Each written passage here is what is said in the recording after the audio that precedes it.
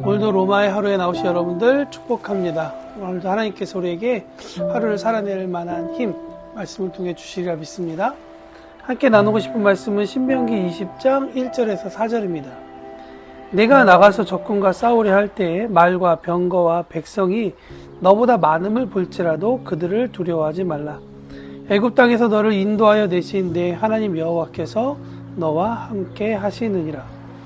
너희가 싸울 곳에 가까이 가면 제사장은 백성에게 나아가서 고하여 그들에게 말하여 이르기를 이스라엘아 들으라.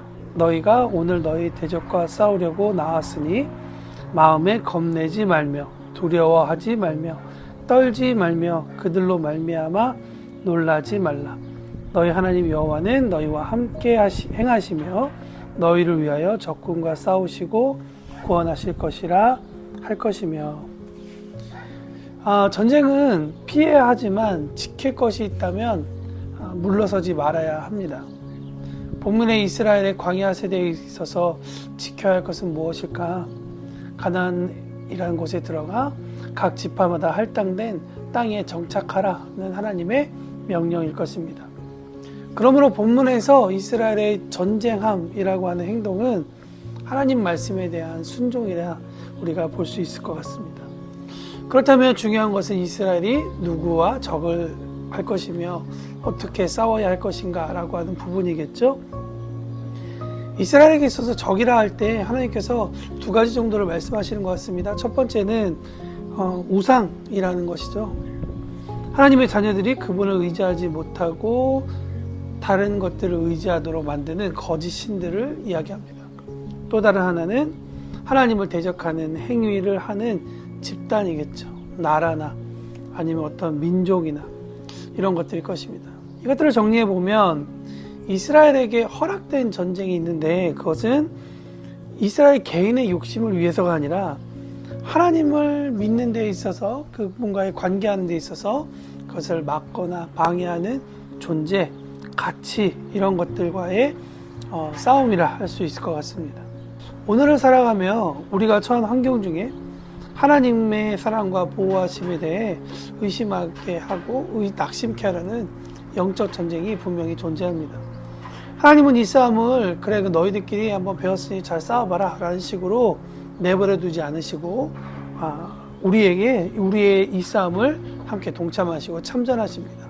왜냐하면 이 싸움은 사람의 열정, 패션과 즉 우리의 열정이나 그 도덕적인 그 무엇으로 이길 수 있는 싸움이 아니기 때문입니다.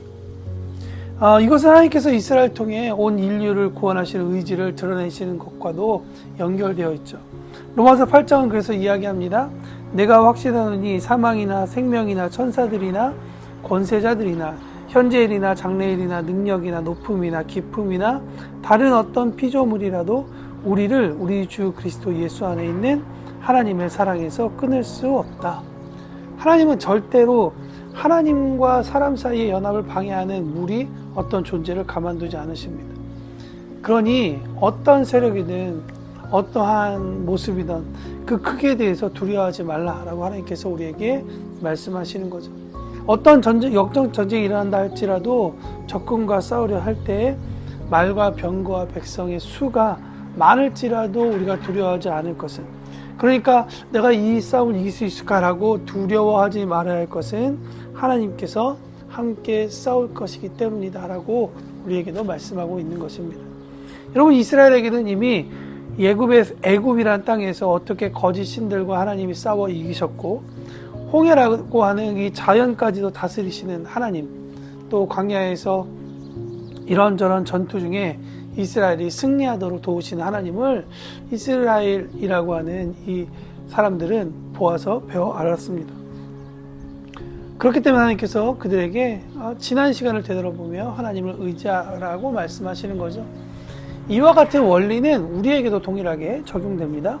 이스라엘 광야 세대에게 할아버지와 아버지께 말로만 들었던 역사를 통해 하나님의 능력을 가르쳐서 믿게 했다면 우리에게는 성경 전체의 이야기, 특히 예수님께서 우리를 찾아오셔서 행하신 놀라운 일들을 통해 하나님께서 어떤 일을 행하신지, 하나님께서 어떻게 우리를 구원하실지, 어떻게 싸우실지에 대해서 우리에게 기대케 하시고 알려주신다고 믿습니다. 이 말씀을 생각하면서 떠오른 한 가지 예수님의 에피소드가 있었습니다. 풍랑 위에서 고난당해 죽을 위기에 처했던 제자들에게 찾아오셔서 예수님이 내니 두려워 말라 말씀하시고, 예수님께서 배에 오르시자 제자들의 그 배에서 제자들의 배를 덮치려고 했던 큰 파도도 잔잔해졌다라는 것입니다. 사랑하는 성도 여러분, 하나님은 그분의 자녀와 연합하는 데 방해하는 세력들을 가장 싫어하시며 그것을 없애기를 원하십니다. 하나님의 이런 마음과 이런 열정이 우리의 삶 가운데 함께 하셔서 모든 우리 영적 전쟁에 동참하시고 승리케 하신다 믿습니다. 그러니 아무리 영적 전쟁이 커 보인다 할지라도, 내가 이거 진짜 감당하지 못하겠어 라고 할지라도 기도의 끈을 놓치지 말아야 할 것은 하나님께서 함께 하시기 때문이다. 하나님께서 승리케 하실 테니 두려움 없이 나아가야 되는 것이 필요합니다. 눈에 보이던 적이든 보이지 않는 적이든 자연의 문제이든 하나님께 다 맡겨드려 승리할 수 있는 우리 모두가 되기를 바랍니다.